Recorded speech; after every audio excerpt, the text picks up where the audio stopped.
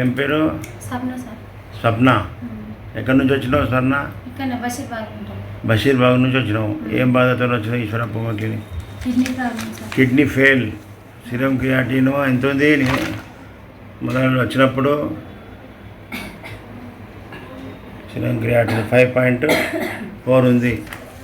ఏమి అప్పుడు ఏమేమి బాధ ఉండే ఇక్కడ రాకముందు? దమ్ము, ఆయాసం, దగ్గు, అన్ని నొప్పులు, కాళ్ళు చేతులు బాగా గుంజుతుండే. నడవలేని పరిస్థితిలో ఉంటివి. నడవరాకుండా అసలు ఓపికనే ఉండకుండా. ఇప్పుడు ఈశ్వరప్ప క్లినిక్ మందులు వాడి ఎన్ని నెలలు అవుతుంది? నెల అవుతుంది. ఒక్క నెలలో ఏమేమి డెవలప్ అయినావు? దమ్ము తగ్గింది. దమ్ము, ఆయాసం, కాళ్ళు చేతులు గుంజులు తగ్గింది. అన్ని తగ్గింది. హుషారు అనిపిస్తుంది. తింటున్నావా మంచిగా? తింటున్నా. ఆకలి అవుతుందా? ఏమవుతుందా మీకు? ఎట్లుంది మొదటికి ఇప్పటికి మీ భార్య? బాగుంది సార్. బయట తిరిగినప్పుడు ఏమనిపించింది? బయట తిరిగినప్పుడు బాగా నిలుస్తామంటే హుషారు లేకుండే.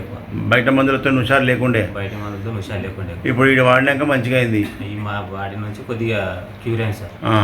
ఇంకా వాడాలి. ఒక నెల సరిపోదు. వాడతాం సార్. 6 నెలల నుంచి సంవత్సరం వాడితే కిడ్నీ ఒకటి రావాలి. వాడతాం సార్. సిరం క్రియాటిన్ ఒకటి వచ్చేదాకా వాడిపి. Okay sir. ఓకేనా? ప్రజలకు తెలవాలి. నీ లేక బాధితులు చాలా మంది ఉన్నారు. వాళ్ళకందరికీ తెలవాలంటే మరి నీ అభిప్రాయం చెప్తా ప్రజలకు.